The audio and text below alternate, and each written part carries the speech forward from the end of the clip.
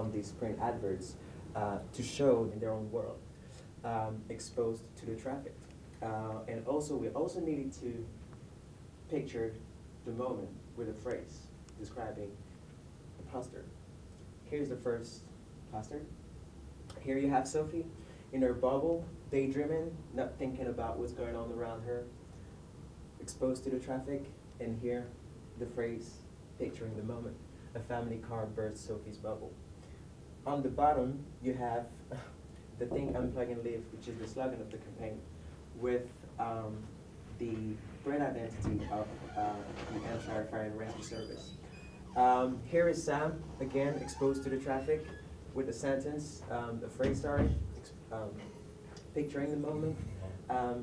A little red car bursts Sam's bubble. And finally, a motorcyclist burst Claire's bubble.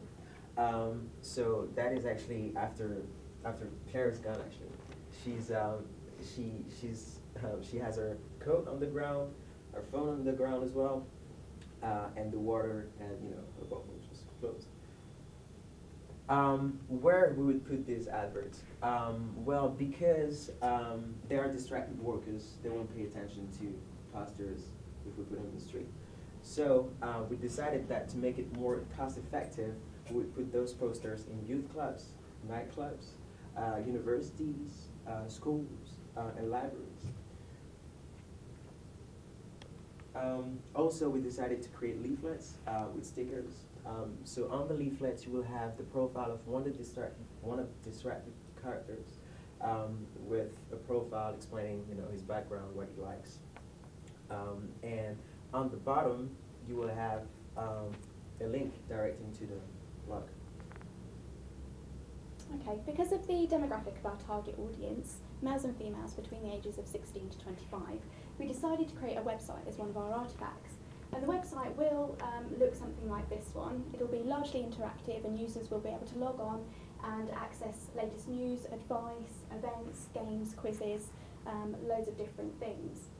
The website follows the corporate identity of Hampshire Fire and Rescue, and it'll just be a unique and engaging means of getting our message out to young people.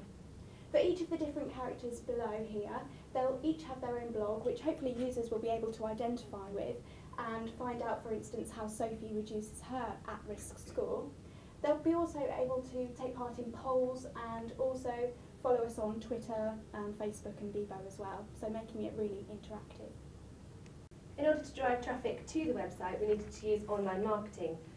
So because of the demographic, we thought about using Facebook and Twitter. On Facebook, there will be a group with the latest news, starting discussions, and obviously links back to the website, and perhaps a quiz, like the one you can see at the top there, with something like, which character are you? With the answer directing back to the character's blog and the website. And on Twitter, there would be the same kind of thing with all the news and the links to the website, but there would also be a hashtag created for pedestrians or something like that, so that everyone on Twitter can get involved in the discussion. Well, for the campaign, we thought having outdoor activities would be great. So we decided that we'll create a PR stunt. The PR stunt will involve 5 people that represent the 5 distracted characters. They will be walking around in giant bubbles, and they will have the assistance of the Hampshire Fire and Rescue Service that will hand out leaflets and information about the campaign. Obviously, that will create a huge buzz, and people walking around will be attracted to the shoot bubble and will be asking questions about the campaign.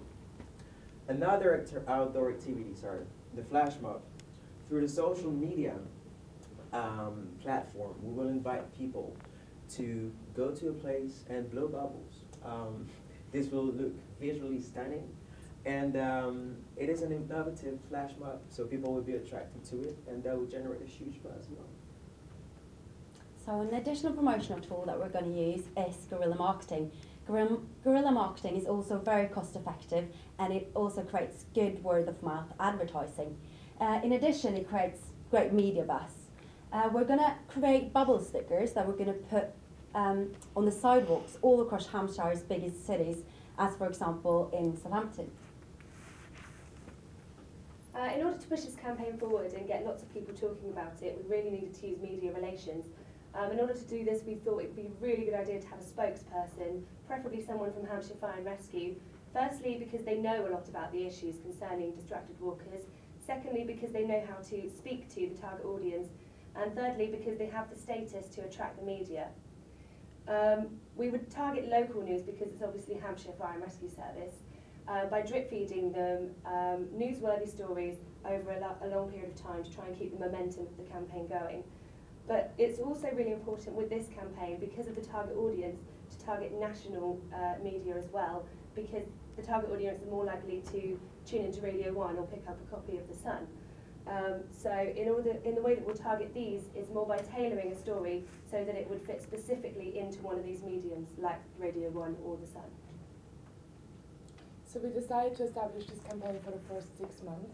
So the first thing that we're going to launch is social media, which include Facebook and Twitter. In addition, in January we thought it would be a good idea to launch the first posters so people get aware of us. And in February the first PR stunt and the second poster is going to be launched. And then, as Martin explained before, the guerrilla marketing in March is coming out. Then in April, we decided that the virtual YouTube video of the flash mob is coming out. And in May, the third poster is going to be launched to the audience.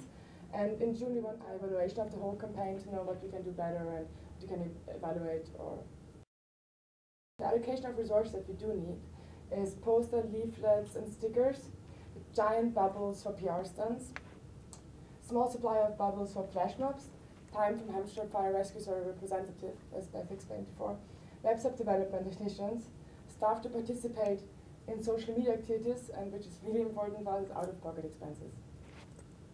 So for the evaluation, to truly understand if we actually managed to reach our target audience and also to see if we managed to change consumer buying behaviour, we needed to draw up an evaluation to see if we met our objectives.